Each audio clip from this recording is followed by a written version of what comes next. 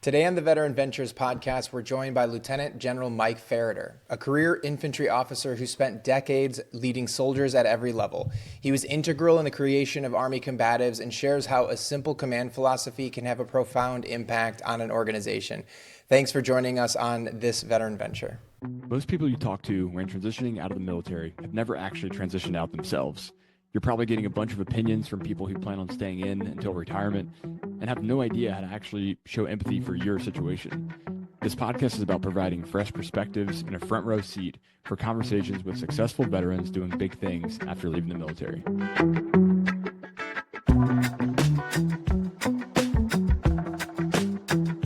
Well, it's great to see you. Heard tremendous things about you from Andy, who speaks very highly, as well as a number of others. I also really like the wall behind you. It's quite an impressive stack, but we're excited to jump into this conversation with you. And frankly, we can take it any direction you'd like to, but our audience is mostly transitioning service members or people that have already gone through the transition and are kind of figuring out what their next steps might be. Okay. We talk to a lot of guys who they get into their first job and it's not what they thought it might be, or they're not feeling the same purpose or camaraderie. And so they're looking to see how they can get back closer to what they had before while they're in the military. So that's the folks that we typically are talking to. Okay, great. But would love to cover your background. Obviously, no need to summarize it in a 5-minute clip or anything, but would love to cover your background, both pre-military and military, and then kind of how you transitioned out and then what you're working on these days to continue giving back. And I know you're doing all sorts of great work, but would love to dive into some of the pieces of that and what you've learned over the years. Just came from Fort Collins, Colorado, where two of the other three guys that started Army combatives with me were there. So Troy Thomas was Staff Sergeant Thomas, and then I sent him to OCS. He retired as Lieutenant Colonel. Tahone Nicholson, Master Sergeant Nicholson. I know him really well. Key player, yeah. And then Matt Larson. So Matt wasn't there, but the other three of us have been, Troy and I have been great friends. He's my aide de camp at Benning, and I visited him in the Yellow River Valley when he had command there and brought him back, Lieutenant Colonel. So I put a fourth stripe on his jiu-jitsu black belt. He said, "This is the third time you've promoted me in my life. You commissioned me, you promoted me to Lieutenant Colonel, and now to 4 stripes." So that was cool. And Sergeant Nick was there. He was my PSD probably for 5 years. Really? And, yeah, he's running the combative school, and then I got selected to go 3-star back to Iraq, and they picked one badass guy from the combative school, and then he said, "I'm not going." And Sergeant Nick said, "I got it." And so we did the next 5.5, 6 years together. So really a great time this weekend. And then Troy runs the academy in Colorado, and half of his guys are veterans or first responders. So there's just a good world out there to give them something to do, give them that purpose that you mentioned earlier. But No kidding. Yeah, not to go down the rabbit hole. What is Sergeant Nick up to these days? I served with him, and Jack and I both actually were with him in the 173rd up in 19. Okay. Yeah, he was at Graf with us. He was kind of towards the tail end of his time. I think he had just come off first sergeant time. And then I also saw him back at Fort Benning when I was in the Ranger Regiment. He was refereeing a flag football game and then refereeing a basketball game. So he was still getting around, still in the community. He's an enigma. You never know how good. He's a Golden Glove boxer from New York before he joined the Army. You know what I mean?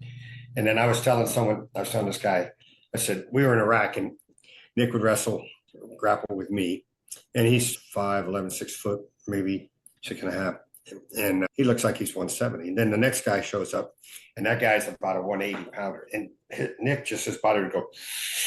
And then he's wrestling a 220 guy. And, and then he say, "Sir, we got to go. We got to go get chow." And so then he goes, "Shh." So true. So he lives in Fort Mitchell, right across the river.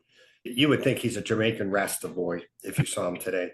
And he's got a beard down there. I mean, at one point I was wrestling with him on Saturday, and he's always laughing when we roll. And he's like, "Sir, let me tie my hair up in a ponytail." I never thought I'd hear those words from you, Nick, but go ahead. So that's incredible. You guys were wrestling just this past weekend. I mean, yeah, it's me, and I wrestled with Troy, and then Troy's best black belt, and I did real well against that guy. And then Nick defended successfully. And then Troy Thomas, he started me in combatives, invented combatives with Matt Larson, started me rolling this basketball player and second baseman on the mats. And then got a black belt a year after he did. And then, but he was just way level above. And I learned a lot from a couple of minutes with him as well. But yeah, it was great promotion ceremony. Black belts from all over the world and all over the U.S. came in to honor Troy, as they should. Wow. So yeah. And then Nick's, like I said to this guy's wife, Matt's wife, and then Troy's girlfriend, watch him start laughing the minute we start. There's our Nick just giggling. And one time he stepped on the skirt of my gi accidentally, but it pinned me. He's just looking down. It's like, I've never used this hold, sir. So, but having those guys was having literally, I had Captain Thomas and Master Sergeant, or Sergeant First Class Nicholson. It was like having 206s working for me. No kidding. It was so excellent. Yeah. Okay. Well, I have all day, just so you know. I'm taking the grandkids to jiu-jitsu at 1700 our time, and they'll burst on the scene in about 35 minutes. So there'll be a little noise if Margie doesn't control them. But we're doing cousin camp. I don't know if you guys know my son, Dan Ferriter. I know Dan. We've worked together before. Yeah. When I was in 75th. Yeah. So he's here visiting. He's got Finley and his girlfriend, Katie. And so Margie does cousin camp about every 6 weeks. So we have 8 grandkids, and she just pulls them all in. Patty was 175. He's a year and a half younger than Dan. 175, and then Commander Biko 275. Same company I commanded. It's the only time it's happened in the regiment. And so Patty's down in Destin working for quote unquote the State Department, and every Ranger senior NCO we ever knew are on his team. And then Patty has 2 kids. So we get them all together. We get as many together as is convenient, and here at this place in Ohio, but anywhere else we've lived too. Yeah. It's good. Awesome. That's awesome. Yeah. Great. Circle all the wagons, get all the kids together. And it's probably also just a They know each other really well. Tasmanian They like devil each other. going through. Yeah. And some are more of this than that, but Mary Whitney's our youngest. They all did dive camp here, and they're doing flips and everything off the trampoline and off the board. And then Dan's little girl's hasn't been enrolled in so many programs, and so she's learning from them, just having a good time. Falling in the pool is her version of a dive, and we'll take it. Well, I think I've said it before. I think people are designed to be grandparents, not to be parents. That second go around, it's like having a second command. It's a lot smoother sailing, I think. Yeah, and you got it right. I tell everyone it's the difference between being a supervisor and being someone who can provide unconditional love. And so I don't care if they chew with their mouth open. That's Dan's problem.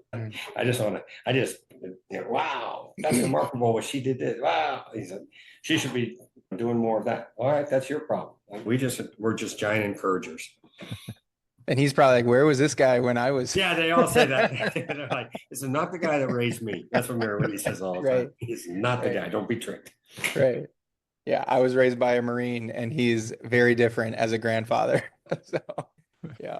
For the podcast, we like it can go high level guidance. Hey, this is how they should treat their life, but it can also get real tactical and specific guidance or specific programs that you recommend to people. We go across the full spectrum there. So good. I do too. Yeah. It's awesome. If we can have the answer, or we can have an opinion that we believe in, sometimes 90% of a Ranger force will agree with us. Sometimes they won't. And there are times when I was Ranger Battalion Commander. I said, I hear what you're saying, but we're going to foot march every Thursday, right? And I don't care, because there's too many misses, and you're not going to get you're certainly not going to get 48 foot marchers in the year. So quit sniveling. Thank you for the feedback, but I will answer your questions. Awesome. Well, I think a great place to jump in, and not to start on this, but I heard you in a previous conversation, you mentioned you applied to West Point, you didn't get in originally.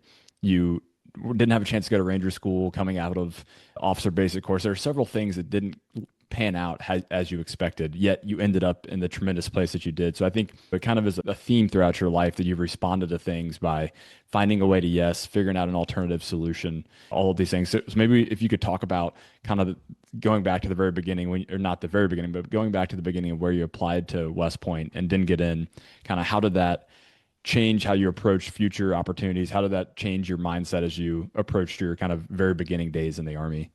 Okay, well, so I grew up in an Army family, and we lived in Berlin, Germany, and Heidelberg, and I moved 18 times in my first 18 years. And then my father retired as a colonel. He had a Distinguished Service Cross from Guadalcanal, and I was put in for Medal of Honor, and he rose from private through one of the very first OCS classes to being the recon company commander for the 25th Infantry Division. Served with the Wolfhounds and then recon. And when he retired, it wasn't really contractors too much, but we went out to Lake Tahoe and then down to Monterey. And my senior year in high school, I applied to go to West Point.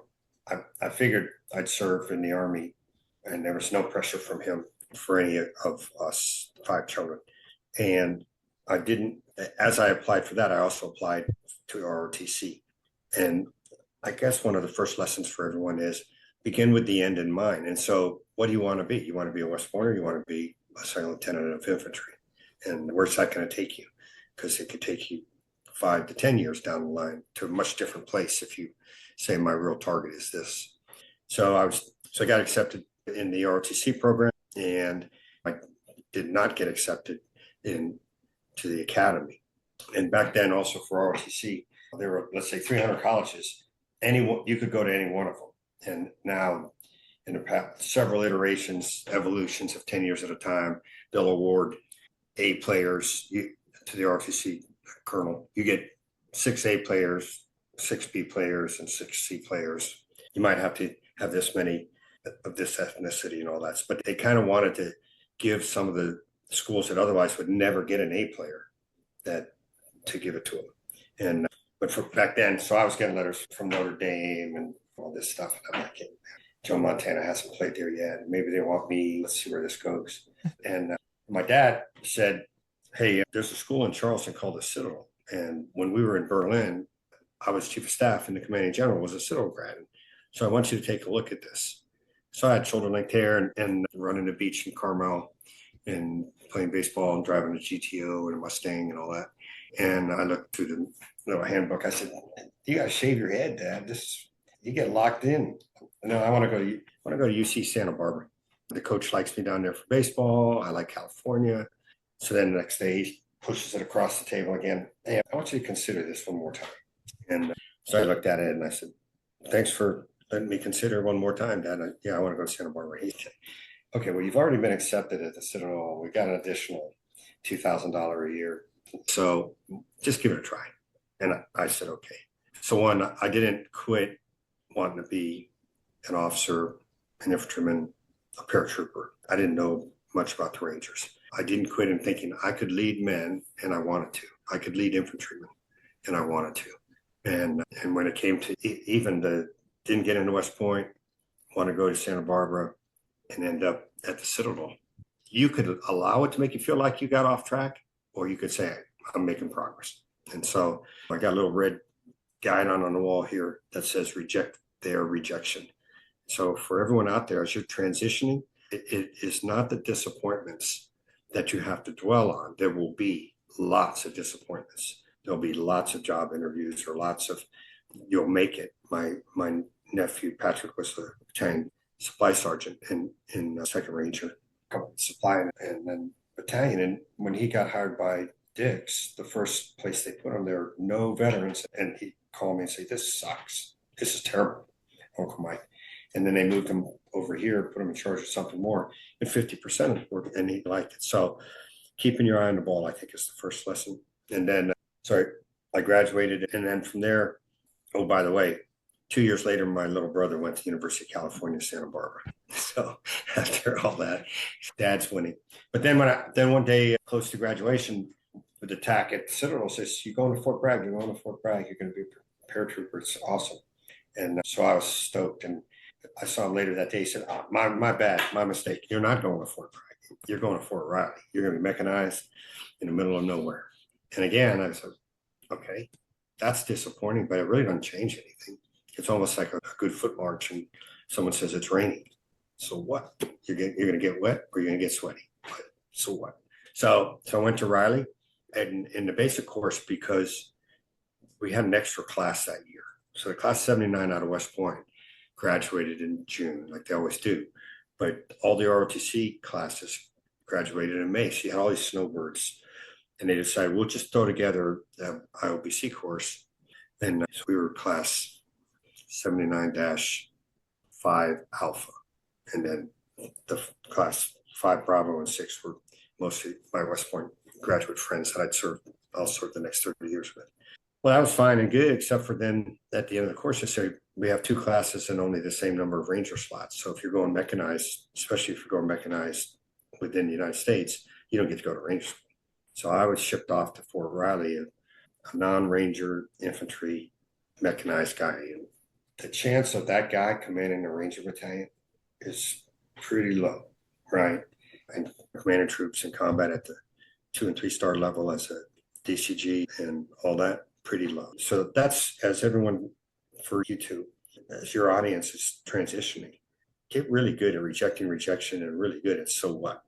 So what? And then same thing, I got to the advanced course, I really had to fight to get to Ranger School, finally got there, got to Alaska. Charlie Airborne was an independent company in Alaska back then, each Charlie company of the battalions. Later, they made the 1st and 501st Battalion, but back then there were 3 battalions. And everyone said, well, you were in a mechanized outfit. And these 3 guys they're all in the 04 and the 05, and I didn't know what that meant. And there's no way you're going to get this airborne company, and you just go for it. And then, and then 2nd Ranger Battalion, they said we were full, and I said, I'll fly down from Alaska and interview just in case. And before I could get there, some guy quit. And so when I arrived, it was perfect. And it helps a lot of these younger generations have seen that if you have a mentor who will help you and carry, but I think it's got to be you. It's got to be your heart, your passion, and your commitment and perseverance. Just don't accept no. But I'll pause there for any thoughts or questions you have. That's tremendous. I mean, were there moments during that time when you didn't get West Point, didn't get Ranger School when you wanted to? 2nd Ranger Battalion said they didn't have any openings. Were there moments where you faced one of those walls and you're like, I'm done, man. Like I'm done getting told no, maybe this isn't the right direction. Maybe I need to look at an actual pivot out of the military or look at a big pivot. I'm assuming that temptation was there all along the way. Yeah, I'll answer that in 2 parts if I remember both of them, right? The first part is we enter the military service with our faith and our family and our friends and our integrity. And so the number one thing is I'm never going to give those up. I will leave the military that day when I'm put in that position. And your family ends up sounding good, but when you enter the military, you don't have anyone but yourself and your bad habits, but you pick up a family. The biggest one, without a doubt, of all that was I was 3rd Ranger Battalion commander, and I went out at Best Ranger, and the commanding General Benning came over to me and General Ernst, and he said, I failed you. And I said, sir, what are you talking about? He really liked me. I ran the battalion through Building 4 twice, kind of thing. And he said, I really failed you. You're going to get the 11th Regiment, not the Ranger Regiment. And so, actually Kenny Keene, my friend, and then Joe Votel, following him, got the regiment during my availability. And that was a time of introspection and going to the 11th. Sometimes when we have goals, objectives, and dreams, we have to hold some confidentiality because those around you will cause you to quit, even more than you.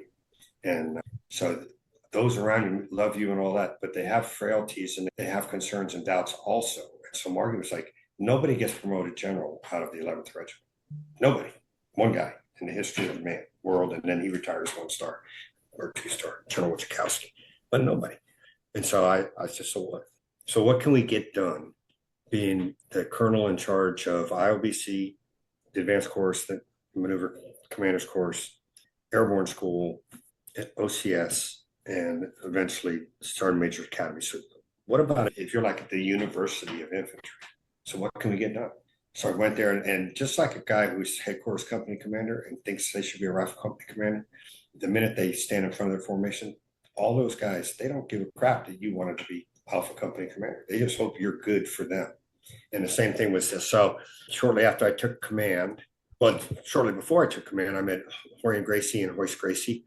And Colonel McChrystal at the time said, Mike, how do you feel about bringing these guys in and training your Rangers in hand-to-hand? These guys just won the first UFCs. I said, well, sir, what is that going to cost? And he said, it's going to cost $40,000. I said, we don't even have scopes for all our machine guns at this point. I don't feel like it's a smart decision. I'd rather just buy machine gun night vision. And he said, okay, I know how you feel.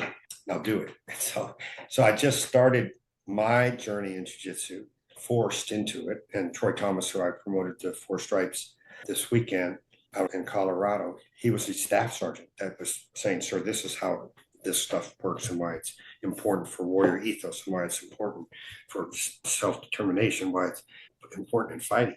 And then I went away to the War College. I came back to the 11th Regiment. And what am I going to do here? Let me figure out what they do and what are our strengths and all that. And then General Abrams called me up. He was straight out commander. He called me up to his office and said, all of our lieutenants are a bunch of wussies. I want you to write a program called BOLIC, or you name it, but we called it BOLIC, Basic Officer Leader Course. I want you to scuff them up. And his deputy, Lieutenant General Steele, had been the division commander in 82nd when I commanded a battalion there. So he was a Citadel guy too, General Steele is. So he looked over at me and said, and we knew each other real well. He said, Mark, he wants you to scuff them up. And I said, we're Rangers, that's what we do. So I saw the opportunity to combine this mandate to rewrite everything and to slide hand to hand into it and to rewrite the manual. So I think that's the biggest example I would give of complete, oh my God. But it came back around, do I get 10th Mountain? Do I get the 82nd? No, you get Fort Benning and Tradoc again.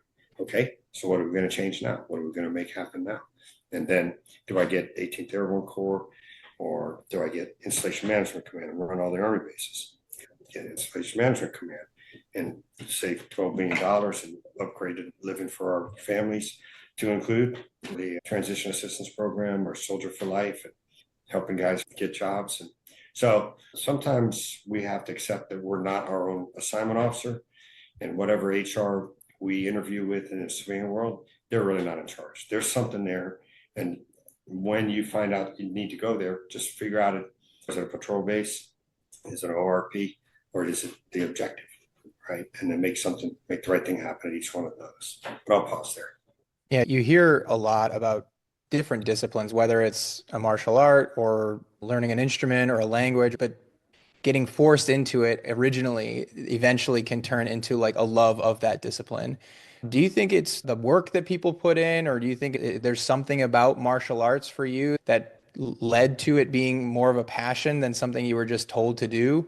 And how could that influence people who are transitioning out, looking for something to do on the side, maybe not their career, but following a discipline that might be something that can fill that void that is left from transitioning out of the military?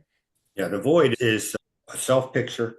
The void can be lack of purpose, and the void is definitely lack of connection, right? And so I'm a member of the Veteran Golfers Association.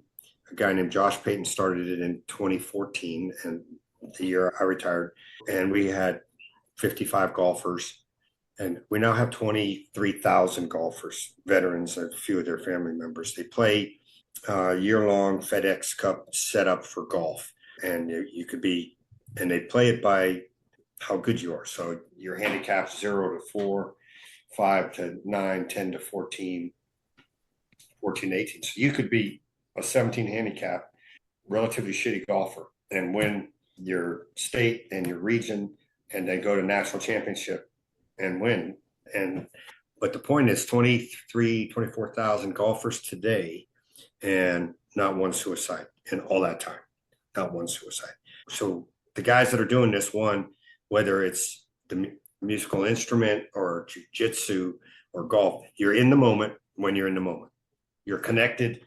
And then even they're really fun because they'll say, sure, I'm a really crappy golfer, but this is awesome. So it's not about thinking you're going to play against Scotty Scheffler. It's that you're connected. There's something to do. There's a reason to get up. There's a reason to get to the end. And with all the jiu-jitsu that the veterans do that I've had underneath me, every one of them says, my week revolves around getting to your class. And so that's kind of the purpose. And then there's progress and improvement. And I mean, if you're a private in a platoon, you get the green scrub pad until you're good enough to run the buffer, and then you get the buffer, and then you get a broom, and then you're corporal, and then you're telling a guy with a green scrub pad where he missed the spots under the toilet. And so the same sort of sequence can occur for that as well. But that's what I would say. And then it is healthy, because the alternatives are, how do we shut down at night? We shut down by drinking. Who's our best friend? A guy named Glock, right? So Jack and Glock live in too many of our veterans' houses. And what are the contributors? It's hey, I'm supposed to be a goddamn senior squad leader, and I'm nothing. And like Patrick, I was running the entire Second Ranger Battalion supply system, and now I got these goombas that they don't. So we got to get them involved, got to get them connected with others, and then let them thrive again. That should be the mission: is leave service and thrive, and then figure out, let it come to you how. Are there any additional organizations or activities that you've seen be especially effective ways of keeping guys connected or people connected post-service? I love the Golfer Association. Obviously, jiu-jitsu sounds like an amazing outlet for a lot of people, assuming they have the physical capacity to do so after they serve. Anything else that comes to mind, or any other associations that you've worked with or been part of that have been great ways to keep that connection alive and healthy? Yeah, there's Wear Blue Run to Remember is Lisa Hallett and her folks. They were from the Striker Brigade that got schwacked. Her husband was killed. Their headquarters is out of DuPont, or Steilacoom, Washington, by Joint Base Lewis McChord. But they have them everywhere. And then there's Team Red, White, Blue is a good running team. The way to find out, first of all, Chat GPT, just ask, and they'll tell you. But there's also the Association of County VSOs. And so what I've done in the job that I took that got me in Ohio, which was the National Veterans Memorial and Museum CEO and founding president and CEO, opened it up, was that within 2 clicks, the National Association of Veteran Service Organizations can tell every veteran that's everywhere what's going on. So if you're in a state locale somewhere, then find the Association of Veteran Service Organizations, and then ask, what are the things going on here, and that can connect. There's a lot of good actually Facebook sites also, like the Charlie Rock of 1st Battalion and BCO 2nd Battalion and the 173rd and whatever. Our veterans can go to those unit Facebook organizations and say, hey, I'm here in this location and I'm looking to add something to what I do. Can you help me? And they'll move in pretty fast. There's 3 Rangers Foundation. I don't know if we pitched that before for Mike Hall and Tony Main and the guys. Yeah. And Mike Burke as well. So yeah, 3, if you're a regimental guy, 3 Rangers is an organization built for you. Absolutely. The 3 Rangers has a great monthly meetup here in Raleigh as well. And I know a number of other cities. So the moral of the story, there's tremendous opportunity and tremendous groups out there to be part of. It just takes a little bit of deliberate effort to plug into one of them and just dive in, just like they have in any new unit, any new location. Just take that step to really re-plug in and show a little bit of vulnerability as well. Isolation is always the hardest part. That's for sure. Right. Well, and we're supported through a PCS, right? You PCS to a new duty station, you're introduced to your boss, you're introduced to a full support structure. You go through an in-processing with a group of people who are also new. So you have that. When you get out of the military, oftentimes people do their final PCS, or when they ETS, they move to a location that they might not know anybody, and including their family. And what we've seen is a lot of people struggle with the connection of understanding what that looks like. When you go to a military base, everybody around you, it's usually within 3 years they also moved there. So they're quick to accept you, they're quick to bring you in, they're quick to kind of get you involved. But sometimes on the civilian side, even if they're veterans, if they've been there for 20 years, they're not always so quick to welcome you into their everyday life. And you got to seek out and provide value for people and show them that you're worth bringing into the organization. I think that's a key. Put the onus on yourself and provide value to people, and they're going to reciprocate.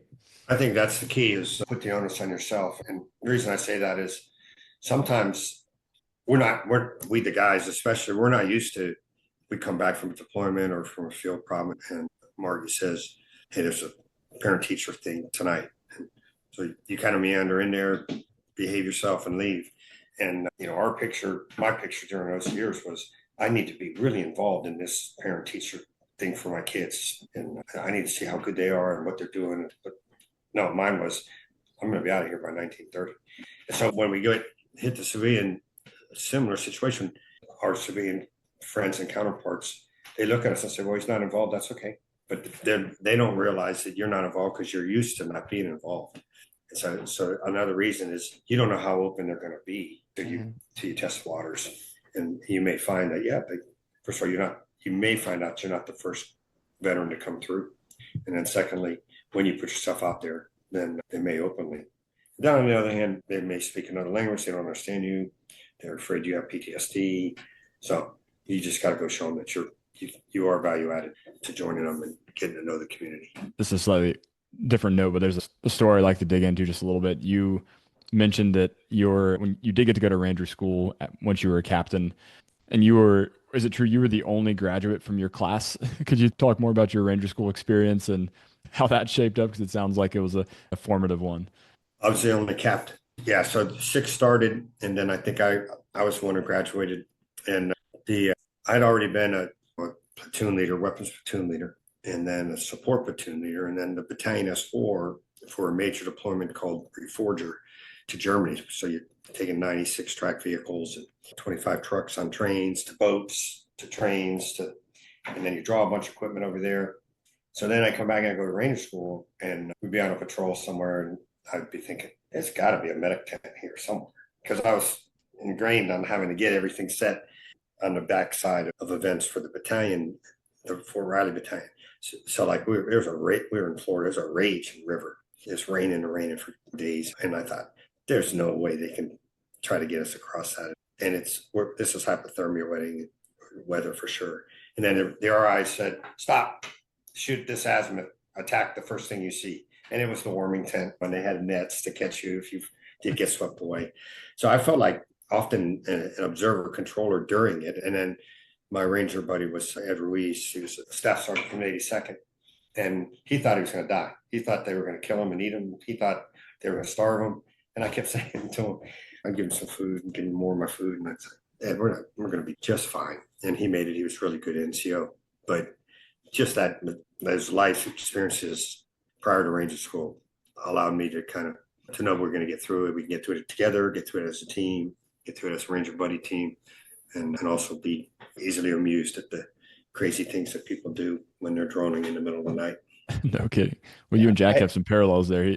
Yeah, I did not get a chance to go to Ranger school as a lieutenant, but I went back as a captain. And After Fort Riley. Yeah, after Fort Riley, I was a lieutenant at Fort Riley. Coming from that perspective of going through as a captain and seeing that only one of six graduated, and then of course being in charge of, I'm sure you saw all the data. Why do captains not do well at Ranger school? Yeah, I think there's a huge sense of entitlement. That going back to what I said originally is no one knows for sure how long they're going to stay in the Army. Some who really think I'm going to do one tour and I'm out, they stay. And some who think I'm going to stay forever. I had a lieutenant who wrote, when I said, what are your objectives on the in brief, he wrote 18th Airborne Corps Commander. I said, well, you're second platoon right now, so let's give it a little bit of time here, Jeff. But he thought that. But there's a similar thing serving within the Ranger Regiment too. Having already been successful, why do I need to put up with this? Means that they don't know why, that they haven't been thoughtful enough to realize that we're not perfect. Again, playing golf with good golfers or rolling around with big men who are super strong in jiu-jitsu, you learn it, or running a marathon. How many times does some little old lady run past you at the 20th mile? You're like, what the heck is this? So then you have to make it about how can you improve? How can you own getting the next job, getting the next career as we leave service? And so it's just a great example of the human nature that guys would say, this is bullshit. I don't need this. I did just fine at Fort Riley for 42 months, and I'll do just fine. And my battalion commander at Riley didn't have a Ranger tab and neither did the XO. Sergeant Major didn't have one. And so when they fall into that thought line, then the end is predictable on what they're going to. It's not still whether or not Force Com Commander for General McNeil is an amazing leader for his time in Vietnam. He couldn't get to Ranger school, but he was a phenomenal leader. But most who quit is because they just didn't invest in it. And when it got hard, they quit. Or they just weren't hard men and it got hard and they quit. Yeah. Yeah, that's what I tell people. I say, if you've gone through as a lieutenant, you've seen others be successful without a tab, you have to figure out what Ranger school is for you individually, because it will creep in very quickly that like I don't actually need this to be successful. But if you realize that you need it to improve yourself, and you can convince yourself that will carry you through. Yeah, both when I was 3rd Ranger Battalion, actually all 3 times when I was 3rd Ranger Battalion, even regimental S3 later, or 11th Regiment or School Brigade 199th renamed, or the CG, Colonel Ralph Puckett would come to the basic course the last week, and he would say, Medal of Honor recipient, and he would say, gentlemen, I will be at your Ranger graduation.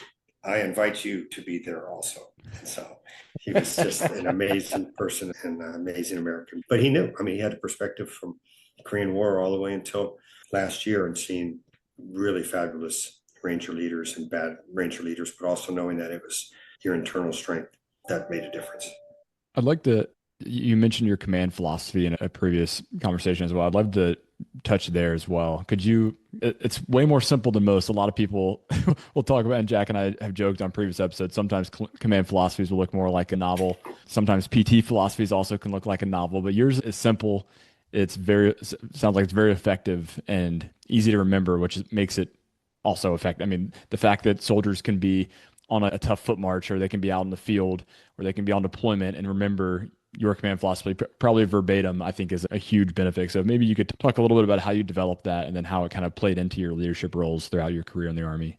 Yeah, so I probably used this command philosophy from probably B Company. So I commanded Charlie Airborne in Alaska, 6th Battalion, 327th, with a shadow connection to the 505th, 3rd Brigade in the 82nd. But so sometime around then, I started thinking, how can I tell people what I believe or what I think can help them? And then I never changed it all the way up, whether it was DCG, advise and train with the Iraqis and at large force, or even Installation Management Command with 123,000 employees, many civilian. So the story the way I tell it was Patty was taking over Bravo Company, 2nd Ranger Battalion, same one I commanded. He said, Dad, I have my command philosophy here. Would you read it? It's 8 pages. And I said, no, I will not read it, nor will anyone else on earth read it. And I said, it's way too long. And he said, okay, Smarty Pants, what's yours? And I said, okay, mine is do what's right and do your best, never quit, build teams, take care of the little guy, and demonstrate inspired leadership. And I said, you do what's right. You're going to build teams. So if your essence is I'm going to build teams and I want them to believe in me, then if you're screwing around with some other guy's wife, they're not going to believe in you. We've lost too many leaders, but we have too many organizations that are screwed up because they believe and they realize he's a fake. The guy's a fake. So do what's right. And that means at the simplest tactical level, don't falsify TDY and all that. And at the largest level, when I've been asked in combat, what was your most challenging decision? I said, there were no challenging decisions. There were no hard decisions because I decided ahead of time, I'm going to do what's right. So, whether from the gnarliest to just, should I get up and do PT? I have to get up at 4 in Iraq. Yeah, you should, because they expect you to be a great leader and carry the day. So do what's right. Then do your best. Don't try to be the best, right? Don't be the best lieutenant in your battalion. Don't be the best company commander in a brigade. And unfortunately, the culture of our efficiency reports tends to make us compete against our best friends. And that's horrible, because you should be building the team, build the best brigade, because all you company commanders believe in doing the right thing. So don't try to be the best, but be your best. And how do you do that? It's by improving every day. So figure out all the areas that are important and make a plan to be in great shape, to be a good runner, to get stronger, to be a better fighter, to be a better shooter, to be a better husband, to be a better brother, to be a better fellow commander, and improve that every single day. And find out where the weak point is in that. And then build teams. If we're not building teams, they're coming apart. Everything, the forces of nature want to go from a state of organization and cohesiveness to less organization and uncohesiveness. So build teams, and part of building teams is make sure nobody messes with your guys. And you may have heard that when I was company commander in Alaska, I had a private, and I could hear first sergeant finger. The doors were between 2 officers are always open. You can hear us come out, and I could hear platoon sergeant say, "Sir, this private so and so, he's no pay due."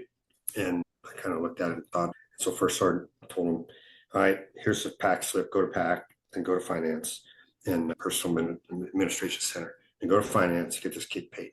So next day I hear First Sergeant, they're screwed up. They wouldn't pay him because he didn't have enough copies of his pay request. So First Sergeant chewed out, Platoon Sergeant chewed out squad leader, and got the kids squared away. The kids went back to pack gave him shit, and then they went to finance. And then the next day, I heard squad leader, Platoon Sergeant say he didn't get paid. And First Sergeant said, why not? And I said, because he signed the paper in blue ink. So I said, enough. So I stepped in. I said, are you kidding me? I know this finance commander. He lives next door to me. His name's R. Tracy. Let me take the private. We'll take airborne with us. We'll go down there, get this done. And so I go in there, and SOIC says, may I help you, sir? I said, yeah, it's Captain Tracy here, his friend, and he's no paid. There was a cage between us. This person, just a cage. And I said, Art, this kid didn't get paid, and here's why. And he said, yeah, he's screwed up. And I reached through and grabbed him and pulled him through half his body through the cage and said, I'm going to kick your butt in front of all your NCOs, all your privates right here. I said, this private's wife thinks that he's an idiot. He's working for no money, right? And I said, enough. And so that went forever. But it's a way of thinking about, would you get in a fight for your soldier? Would you really take care of him, or your kids, or your wife, or your best friend? Or would you run across a bullet swept street for a ranger who's down or a soldier who's down? And we have to live that attitude in life. Like, look, we're not just getting along here. We're serious about making a huge difference in life for people. And so we still get 60 guys at the Charlie Airborne reunion, and that story usually gets told once or twice later in the evening. Now it's up to with 39 of the people in finance and all that stuff. But so we do have to take care of a little guy, and then never quit, which goes back to all that stuff. Rejection. If you want to live in Miami, you can live in Miami. You won't maybe get the job you want, but you can find a way in Miami. Or if you want to be a CEO of a large corporation, you can do that. But the minute you quit, it's over. And the minute you quit on taking care of people, it's over for them. They're counting on you to never quit. And then the thing that I think is important is we get to demonstrate inspired leadership. That's a decision. And whether you're running all the Army bases around the world, or the National Veterans War Museum, or a shop manager, things are going to go really well. They're going to be average, or something's going to be messed up. You get to decide how you react to that. And so to me, in terms of leadership, that one's the most important, because when we came up to that, we were figuring out a top 10 for Iraq in 2009 with General Austin and 18th Corps.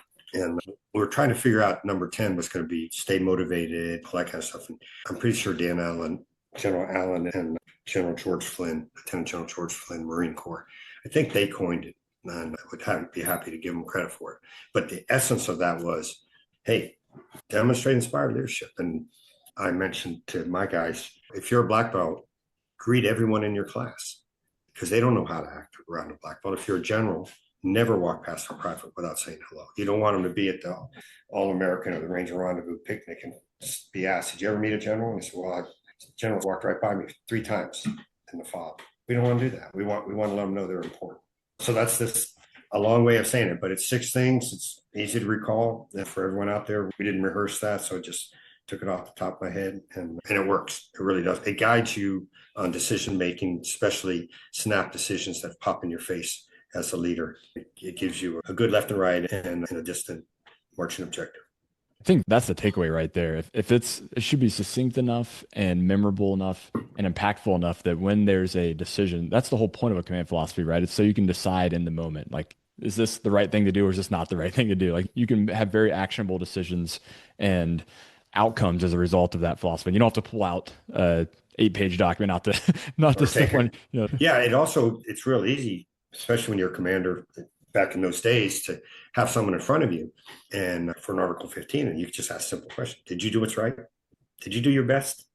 Were you taking care of your entire team when you make these decisions? And then more of those guys who were your sergeant majors walked around airfields if they were underneath me, then got RFS or kicked out of the unit.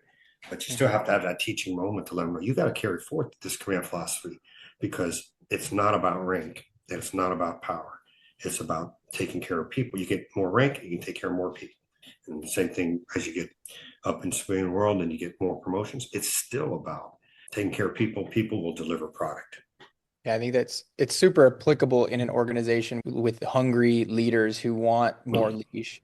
How did you, I'm sure there's times in your military career where you interacted with people who didn't have that capability, needed a little bit more prodding. So how did the command philosophy with people who weren't ready to just take life by the horns and respond to that? How did you deal with those individuals, or how did you try to lead those individuals and bring them up to that level where they were making decisions with a little bit more autonomy? Yeah, I think my first day of battalion command in the 82nd, they were live fire. They did live fire. So it was a simple fire team in a clear room live fire. A guy got shot in the neck and he survived. And my TA-50 was in a pile over here. I couldn't even go out to west of Gruber Road because I didn't have any, my gear was not put together. I didn't know who my driver was. You don't expect that you're going to take the colors and then be told by General Abizaid, you got a guy shot on range 62 or 72, whatever it was. Meet me out there. Let's figure this out. There, where's there? So what I learned from that was if you don't teach them, why do you expect that they know it? If you don't have a system for them to be taught, why? So the first challenge is going to be, and keeping my little $50 notebook, why people resist change. And the first challenge is they don't understand it, right? And then the second challenge is they don't believe in it. And then the third challenge is they just flat out are intransible. They just don't like change, not this change. They just don't like change. And so, and then the fourth one is that it makes the power that they have be changed. And so they fight you on that.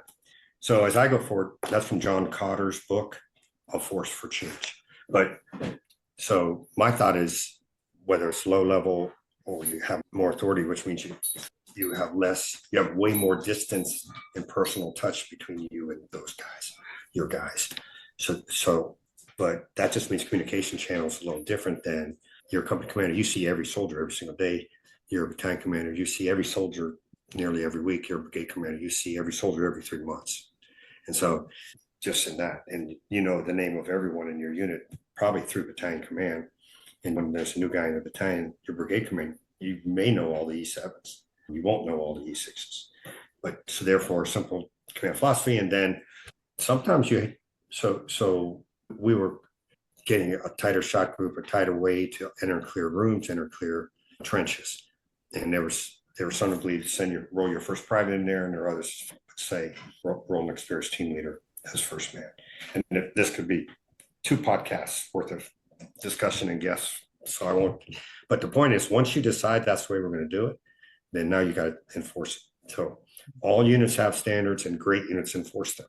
And so how do you enforce it? By seeing what's really happening and give praise when they're doing it, and then retrain. So then at the very biggest level, I cut $2.9 billion out of our budget, $2.9 billion by getting an authoritative database. This is for all the Army 75 bases, figuring out who's the best who runs a child development center, who ran the best golf course, who ran the best mess hall, and let them do a chain teach or a VTC teach. But then telling someone, look, you don't have to do it the way I just told you to do it, but you don't have to work here. So I will unencumber your future and you can go have a great life. But we're going to do it that way because you can't have a new bass boat every summer at Fort Benning.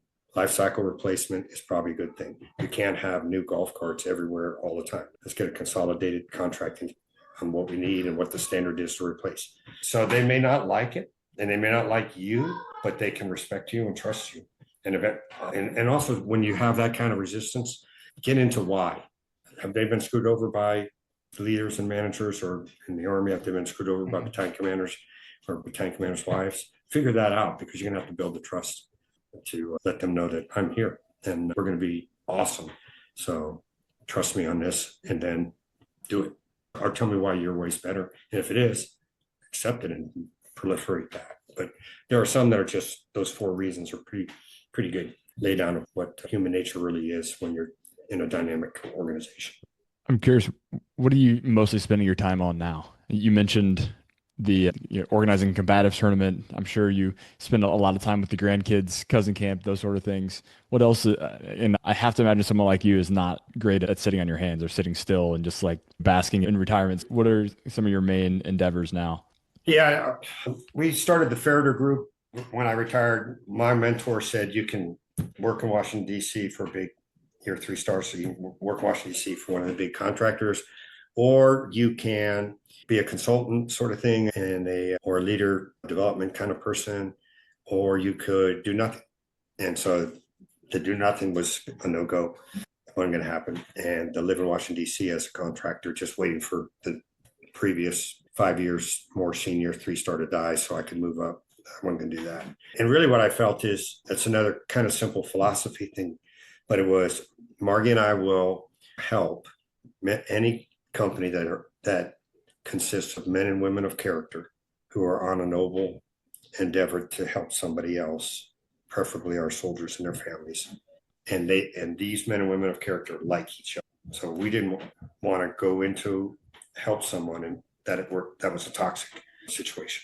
And so over the course of the years, I've been offered pretty big money to help people that wanted to get their product into AFEs because it's a smokeless tobacco and they wanted to make money and they wanted our soldiers. Well, my mom died of cancer, so that dog was not going to. I was not going to help. And there are other things where they wanted to do something and they would pass the cost on to you and me, the soldier, so that they could get rich and that I get paid off. So right now I help a company called Bolden Networks, formerly Signal Point Systems, to put 5G, big towers, fiber to the home, and Wi-Fi on military bases. And why do we do that? Because our spouses want to have in-home businesses, and our kids, in some cases, want to be homeschooled. And then we went through COVID. But if downtown Columbus, Georgia, has better connectivity than Fort Benning does, then this generation moved downtown and they put their money in there. And what happens then is the rec centers can't be renovated. There's mold in the house, or the spouses get picked on when the boys deploy. So we've been very successful working with good Army leaders in bringing that. And then I'm helping 2 companies in Florida work through with the Corps of Engineers. So you usually have 3 to 5 big companies that I help. What's funny about being a consultant is when you do a really good job, they fire you. They're like, thank you. That's all we wanted. We didn't want you to be our employee and our Ranger buddy. So I've done that. I helped Dogleg Reaper Belt. This is from the veteran golfers thing. And these 2 E4s from Worcester, Mass, were up on an OP in Afghanistan in 2010 or so. And they said, if we get out of this stuff alive, let's start that belt company. And so I helped them, and Lead Slinger whiskey and Warfighter tobacco and veterans golf. And so my wife said, let me get this right. Tobacco, whiskey, belts, and golf. And I said, of course, and your point is. But the point there was, and I still do this a lot, if there's a little guy who can't get an audience with, whether it's Big Lots who went bankrupt or AFEs that just won't see him. He was only a Sergeant E5, or Evan Hafer was only a staff sergeant. So Black Rifle Coffee is born, and Grunt Style, Dan Aller launched them, or little ones that aren't notable. So we help those. I teach jujitsu 3 times a week in Gracie, Ohio, and I started an academy here in Ohio and at the museum. And when I retired, they put it to rest. And then guys will call and say, I heard your help. And I said, well, what help do you need? And so the 3 or 4 guys that wanted to get into security companies, individual, very tactical, very write a letter of recommendation, take a phone call from somebody who's probably those 3 stars that didn't mind working in DC for these companies. So then I use that network to connect with them. And I work out like crazy still and play golf with grandsons or anyone else a couple times a week. So just same sort of thing, improve daily. I'm all in my head right now about being dominated by my best friends in jiu-jitsu this weekend, Troy and Nick. And so I'll go tonight, and when I go to teach, I'll find one of the good black belts and say, this is what they did to me. What should I have done? And you get better. Well, it's readily apparent that you are living your command philosophy to this day. I mean, regardless of when you last wore a uniform, regardless of how often you interact with soldiers, I mean, that's truly the indication of a lifelong leader and lifelong learner, is someone who does that on a daily basis, regardless of what situation, what environment they're in. So enormous props to you there for living out that command philosophy personally on a daily basis, and obviously holding others to the same standard you hold yourself. Thanks. There's one question as we kind of wrap up here. It's a 2-part question we ask every guest. The first is an ask. So and the second being one give. But to start with, to ask, what's one way that somebody listening to this could help you or anything that you're working on? There's a lot that I could answer, but Friday, 1800, text a friend of yours, 2 words, buddy check, because we're all working on taking care of this generation of guys and girls who've given everything. And so if you think, we have to recognize that most everybody's working some issue or another, right? So for me, boy, if we just build a network of networks to defeat suicide, that would be amazing. So it's not hard, 1800. And the number of times someone will say, wow, that call, that chat, that came in right at the right time. And sometimes there's no response, but it's not about you sending the note. It's about you sending the note, kind of a jiu-jitsu way of talking. So that would be something that would be helpful. And if we save 1,000 lives and I never know about it, that's all right. I'm good with that. Yeah, thank you for that. The second part is one give, one thing that you would offer to anyone listening, whether it's advice, a resource, etc., that might be able to help them with their journey. Probably, let's start with ego is no amigo. And so you have to be willing to accept help and you have to be willing to ask for help. And because there's so many people that will help you. But it's really embarrassing to ask for help when you've been the man, and when you're the squad leader and everyone in the platoon knew you were the guy, or you're the lieutenant that every lieutenant knew about, or you're the battalion commander that everyone on the street knew who you were. And then you're suddenly like, I'm kind of lost. So let your ego rest and call for help. And think about when I was young officers, but I think if you were good enough to say, hey, specialist, I don't know how this weapon works or this radio works, teach me. I don't think that's changed. So I think we can do that. I think you just say, I've tried this. There's a guy named Spencer who I met here in Ohio. I got him in. He had been in a serious incident and we worked hard, got that expunged, got him into the Army. He got to the old guard, made NCO, one of the leaders in the Army's holistic health, left there correctly and good to go. And then he called and said, I'm not finding it. I can't figure it out. I'm not finding traction. I know I have a gift.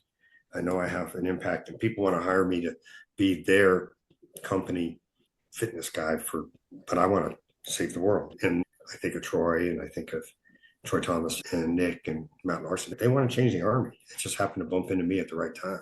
And so we did. So ego's no amigo, and it sounds trite to say don't suffer in silence, but really it's okay to ask for help. It's not a sign of weakness to ask for help. And then because you're going to pay it back. You're going to find someone else right away, and helping and giving feels really good, and as it should. And there's a lasting result on every leader that was a good leader was actually someone that was a connector and a helper. And people can feel that within 6 months of transitioning from the military. It can take 10 years. It can be 20 years down the line from when they transitioned and they start to feel that rut. And I think it's really important. Yeah, like you said, just reach out to that guy, do something just to initiate a conversation. And that might be his opening or her opening to be able to ask for help and communicate that. So that's really powerful. Thanks. Yeah, I agree, Jack. Going back to the example of asking the specialist about walking you through radio operations, I mean, that specialist probably, ironically, will respect that leader that much more as a result of asking that question, rather than getting into the field or getting to a tactical situation where you don't know how to use the radio and all of a sudden there's a lot of other things at risk. So ironically, asking for help, having that vulnerability, not suffering in silence, like you mentioned, results in better respect all around and certainly better leadership. If the specialist had asked me, I got my EIB in Alaska, Corporal Saldivar walked me through every station. He's like, sir, you only need to remember these 4 things, nothing else. Don't make it hard. These 4 things. If you get this EIB, you get Charlie Airborne. If you don't get this EIB, you're going to be a leg next door in Bravo Company. 4 things. And then I'd come out, I'd check in the go, and then he'd move me to the next station. Sir, you only need to know 4 things. And he walked me through. In the practices and rehearsal, he might have asked, why are you doing this with me? And the answer is, hey, I sort of, in this philosophy, say I have to improve daily. And one way to improve daily is to find someone who's better than me. And that's you right now, Corporal. And then we're playing broom ball together against all the other companies in the world and killing people on the ice in the U.S. military intramural version of hockey. but he's my guy on my right side, and I'm captain, and we're in the company. So I just think it's being real. Absolutely. Well, General Ferriter, this has been a phenomenal conversation. Thank you for taking the time to speak with us. And I just, as we kind of close, you mentioned you enter the service with your faith, family, friends, and integrity. And you should leave the service whenever someone tries to take those from you. And I think the same goes in whatever endeavor you have, whether it's in the service, outside of the service. Those are the things that no one should be able to take from you. And it's very clear you've held onto those tightly and reflected the same throughout your leadership roles and any interaction you've had with others. So thank you for the impact that you've had. When I talk to people or ask people about having worked with you in the past, every single one reflects the same thing, that you looked out for people, that you were just a tremendous leader and an even better person overall. So your influence has made a mark on quite a few folks. So we'll put a pin in this conversation, hopefully pick it up again down the road, but we'll let you go continue to have a leadership role in your grandkids this afternoon. All right, great. Well, thanks. It's really great to meet both of you, and thank you for pulling together your veterans ventures here, creating that opportunity for someone to feel like, hey, those three are talking to me. They're talking to me right now. That's what, and you could be doing a lot of other things right now, but you're spending time on taking care of people. I admire that and appreciate that. Well, thank you, sir. Likewise. Yeah. Thank you for joining us. I appreciate it. All right. More to follow. These relationships are for life. So I'll see you soon.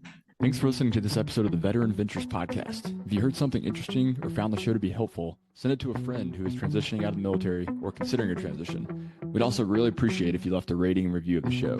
That helps us reach more people with these amazing stories of successful veterans. We'll catch you next time on the Veteran Ventures podcast. And until then, go do the thing. Make that decision, have that conversation, and go find your next mission.